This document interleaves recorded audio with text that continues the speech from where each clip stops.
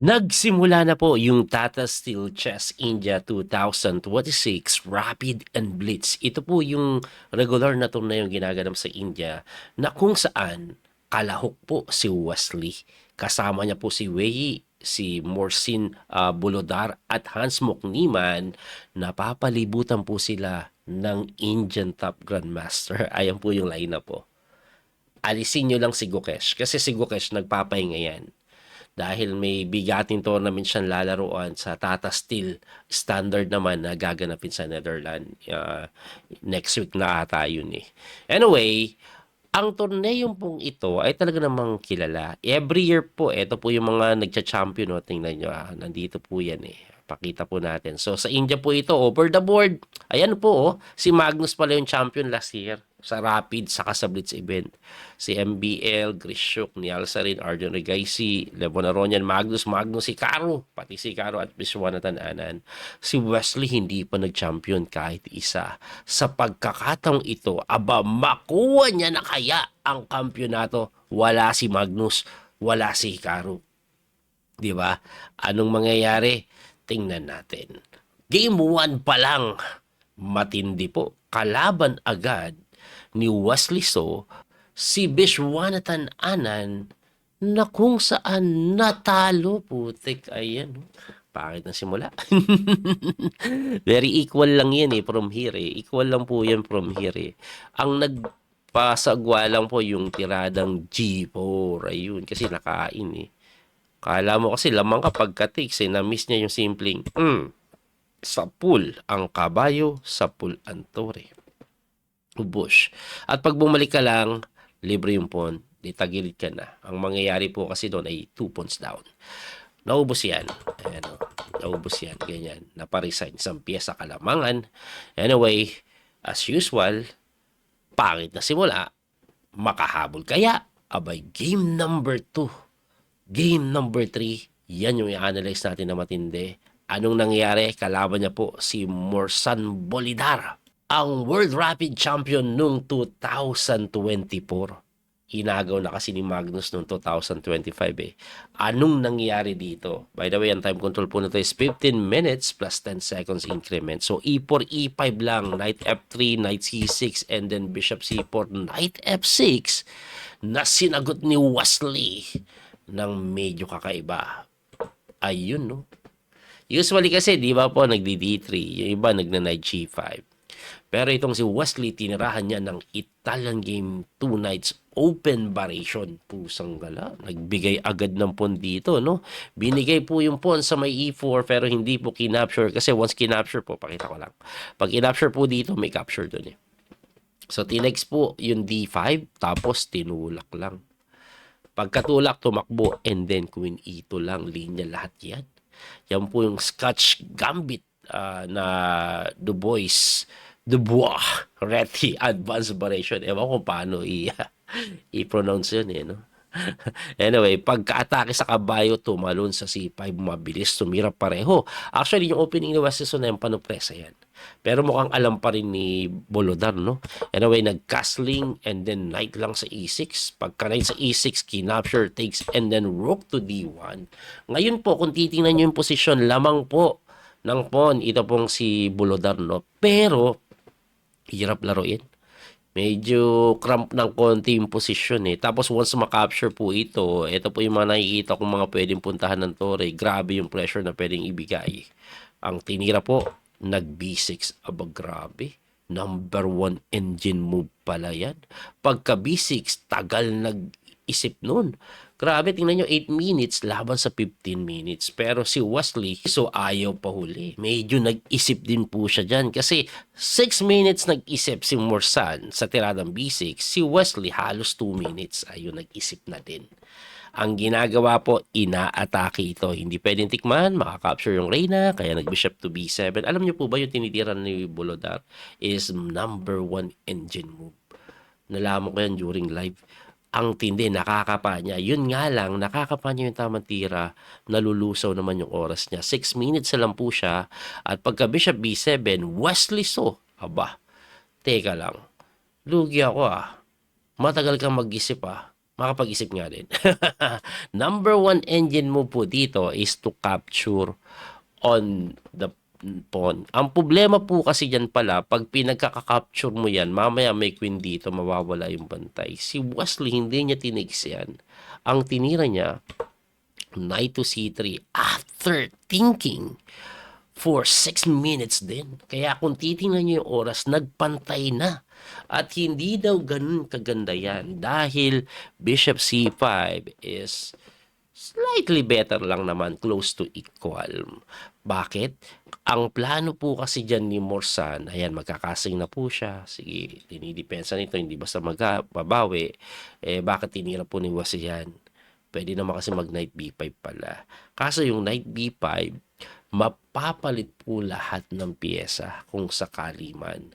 Kasi pagkakasling po niyan, ayan na. So, magkakapalit-palit na. Like, for example po, tikman lang po ni Wasian. Ayan. So, babawi yung pawn. Kaso, mapapalit po yan dahan-dahan. Ganyan mangyayari. Oh.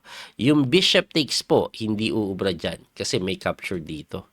So, magna-knight takes ka. Ang kagandahan po para po sa white, pag nag-knight takes ka or sa black, makakapasok po siya dito eh. Mawawala kasi yung kabayo eh. So, lamang pa daw po yan. Ibalik po natin doon, no? So, yun yung nakikita ko. Kaya, ang engine hindi sumasang-ayon sa knight c3 dahil sa linya na yun. Pero, Wesley, so, eto pa engine, wag ka pang sumang-ayon lalo. Bishop to g5. Pusang gala. Lalong lumamang daw po ang itim dahil sa bishop g5 na yan. Bakit? Inatake niya po yung reyna. Ngayon, ang tinira po dyan ni Bolodar, nag-bishop to e7. Second best move. Ano ba yung best move? Ang best move daw po is queen to d7 lang. Ngayon, pag nag-queen to d7 yan, gusto mangyari ni Wesley talaga i-prevent lang yung sokpa ng reyna dito eh. Ngayon, magsi-c3 na siya. Tapos saka babawiin na ganun. Yun talaga gusto ni Wesley. Pero lamang daw po ang itim dyan. Mag-i-8-6 lang at pagkatas mo dito, tirahan ka lang ng bishop to e7. Bakit lumamang yan? Di ba capture lang? O, bawi. Tapos capture dito. Di ba nabawi? Pagka knight takes d4 po kasi, rook takes d4, ito pong larong ito ay lalamang daw sa endgame. Pagka ganito po kasi, tira ka rook a d1, di ba? Eto na po. Rook takes d4. Rook takes d4 ka din. Tira ka rook d8. Lamang daw po ito sa endgame. Sa kadailanan na may malakas nga po na bishop doon. Pero, engine yun eh. Ako kung titingnan ko to parang equal lang naman eh. Ibalik po natin doon, no? Ang ginawa po ni Morsan is nag-bishop e7. O anong pinagkaiba niyan? Halos pareho lang. Ang pinagkaiba niya po, walang c3 si tira. Anuhin ko walang c3. Ito po kasi nangyari. Ayan o. Ganon din, di ba? Tapos ito, rook takes. O, pagkatulak, ayun, nakalagay yung knight sa c3. Napakagandang square po kasi ng knight c3. Makikita nyo dahil sa nangyari. Okay? Ganon pa rin po. Pinalit din po lahat. Equal na equal ito. Kasi sa ganitong sitwasyon, tinirahan lang ni Wesley ng queen to e3. Grabe oh. Yung knight c3 kasi, depends sa ito. Bakit kailangan ng queen e3? Eto, hindi makapunta doon. May pressure doon, may pressure doon. Yun yung malaking diferensya niya. hindi magkakaroon na active play yung queen. Anyway, nagpasingaw. Pasingaw din. Lumapit yung king. Nag g3. Very important yung g3. Hindi po kasi pwede yun dahil meron pong check. Ayan.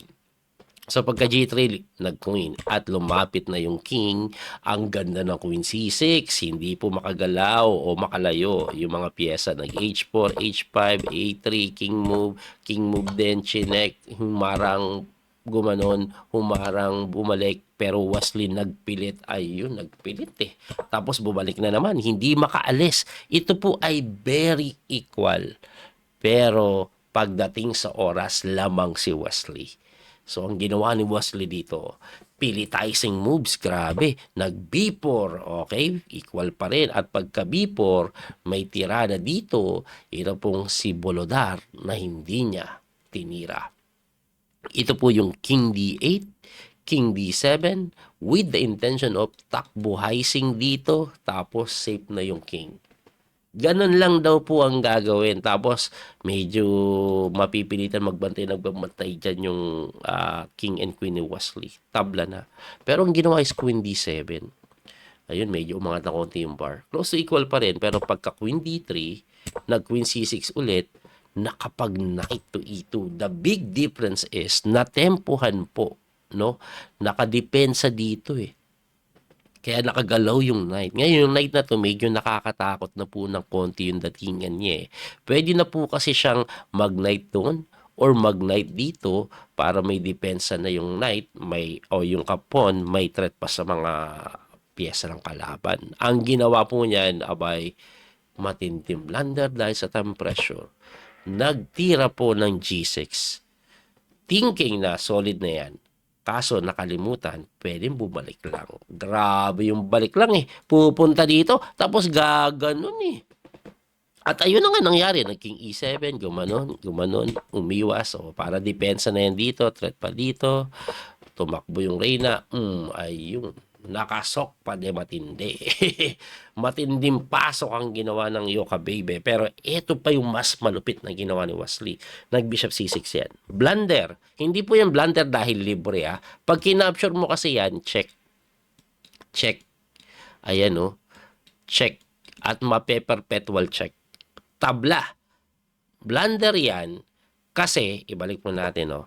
May mas magandang tira daw eh. King F8, takbuhin mo dito. Do lamang pa rin po ang puti doon.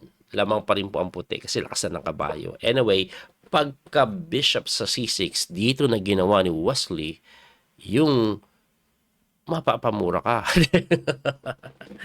Bakit? Kasi may king move lang. Eh, anong meron yan? Bishop A4. Ayan, kung ma-counterplay pa nga. Nag-queen to queen. Nanakbo. Ayun na, grabe yun. Grabe yung king, oh. Ayun na, chumek lang. Bumalik, sabay, C4 lang. Grabe yung C4. Wala na mapasukan yung mga pyesa, guys. At ang pinakamatindi dyan, pagkatakbo ng Reyna, nasusugswang na eh. Ayun, oh. Yung king, mamatiin yung king ng kalaban. Mapapamura ka nga daw sa king na yan sa sobrang tapang. Anyway, nag-bishop c6 hitting the pawn pero sabi ni Wesley, it's all yours baby. Nag-win lang po sa may d4. Ang mga intention niyan, tingin ko ito po yung isa. Pangalawa yung ganito. Okay? Tingin ko yan yung mga intention niyan. Na kung saan wala na pong matira yung kalaban, 23 seconds, nag-king f8 na lang. Abay, tuluyan ng sinokpa ni Wesley yung kanyang hari. Alam niyo, pagkapasok na king na yan, naalala ko yung laro ni Nigel Short sa ni John Timan. Grabe yung king, oh. Anyway, kinapture yung pawn sa pagkataranta, eh, wala na tuluyan ng bumigay dahil may sok pang ganun. Hitting this pawn. At ang matindi, may pressure dito. Eh, ano yun kung may pressure dyan? Pagkatira po kasi ng queen b8, depending na po ng c7, chinek lang. Pagka king move, lumapit lang na kung saan ang black na pa-resign dahil may dalawang threat yan, isa to eh. Grabe, mamatiin ka na. Oh. Pangalawa to, tapos capture lang. Ganun ang mangyayari. Kaya nga itong si Bolodar, wala, nag-resign na lang. Grabe yung ginawa ni Wesley Sudo. Matindi. Pero kahit anong tindi ng laban na to, mas matindi yung round number 3 ni Wesley. Anong nangyari? Black po siya, kalaban niya si Wei. Grabe po yung ginawa ni Wei sa opening pa lang. Talagang nahirapan si Wesley. Tinirahan lang siya ng Collie system. Ayan o. Collie system lang po yan. Pero lumamang agad si Wei dito. Ibalik ko lang po, no, yung G6 po yung nagpasagwa daw. Eh. Hindi daw magandang setup. Mas maganda daw, Bishop to D6. Kasi yung G6 pagka H4, hindi pa nga ganun kaganda, pero nakakatakot na yung position po ng itim. O, nakakatakot na. Ayan, o, napilitan magano kasi hindi ka makakasing. Gagano na nga, baka mag-sacrifice pa yan eh. Kaya nag-H5. Problema pag H5, nagkaroon ng mga weakness dito na pwedeng sacrificean. Ayan. So, kinapture takes, gumanon, atakado. Nag-knight lang doon, tumalon, inatake, chumek, humarang, kinapture takes, and then knight lang, hitting the rook, nanakbo, rook doon. Nawirdohan ako dyan. Pero mga dalawang bagay yan eh. Pwedeng dito, pang-atake later on, at depensa in case na mag-knight doon. May capture po kasi. Yun ang nangyayari. Anyway, nag-queen to e7 si Wesley, obay tagilid. Nag-king move lang, tumira po ng a6, nag-b4 lang at napilitan mag-knight doon. Kala ko blunder eh, pero pampagulo pala yan. Kasi pagka takes doon, queen to d7. So kahit pa paano may pressure na binibigay, may pressure din dito, lumakas to, baka mag-castling next move. No, kahit one pawn down. Ang tinira po is bishop a1 na sinagot ng bishop takes pawn, binawi. Kaso pagkatira dun, napilitan capturein, kinapture, and then nag-castling na kung saan mali na naman. Ibalik lang po natin. Sabi dito ng engine, wag ka na mag-castling. Kasi pag nag-castling ka, grabe ka weak yung mga dark square. Sabi rook g8, pero ang hirap itira nun, guys. Ayaw mo mag-castling o hindi ka magka-castling. Ang tinira nga nag-castling na sinagot lang ng queen d3, umuwi na yung reyna dito na atake. Nag-rook to c4, ayan na. Nag-king h7 to defend yung mate kasi mamatiin ka, sasacrifice ka. Nag-rook naman po sa g5, mali pa daw, may threat dito. Ano ba ang best move? Ang best move is rook to e5. Tama, para dun yung threat. Kaso nag-rook to g5 na sinagot ng f5 ni Wesley. Mali. Ang pinapatira po dito ng engine, ibigay mo na. Ibigay mo na. na ibigay mo na eh. Ibigay mo na daw po yung iyong tore. Pero lamang pa rin ang white. Anyway, nag-F5 nga at dito pag F5, tumira po na napakagandang G4. Winning na talaga. Pagka G4, tumira po si Wesley ng rook lang, ayan na, namuti na. Ang problema pa ni Wesley, 43 seconds na lang siya, 4 minutes mahigit yung bangkala. Kaya nga sabi ko, pusang gala, malalaman na kung sino ang mas magaling sa dalawa. Draw lang kasi sila eh. Draw lang sila when it comes to haba ng pangalan. So, laban niya si Yi. Parehong 2 letters lang. Pero dito, yari na si Wesley. At napakasimple pa ng tira. Kaso, hindi ginawa ni Wei. 4 minutes hindi niya nakita. Nakakapture niya lang ito. Tagpas na. Tagpas na. Hindi ko alam kung saan parte siya nag-alala dito eh. Kasi pagka-capture, tagpas na daw po eh. Nag-alala ba siya sa knight c3? Eh, pagka knight c3, king b2 lang eh. Tapos knight doon. Tapos king a1 na daw eh. Wala nang check eh. Oo. Kasi pag umapture ka, eh, ngisay-ngisay ka na capture. O, saan pupunta yan? Dito, kahit atarok h5 mate. Walang ngisay-ngisay ka na eh. Hindi ko alam kung saan siya nag-alala. Balik po natin, no? Hindi ko po talaga alam kung saan siya nag-alala eh. Kasi ang ginawa niya, ito yung kinapture niya. Eh di nakapag e-take, solid pa. Tapos tumira po ng rook doon. Abay, nag-blunder pa nga. Ang matindi, bumaba yung oras sa tagal ng pinag-isipan.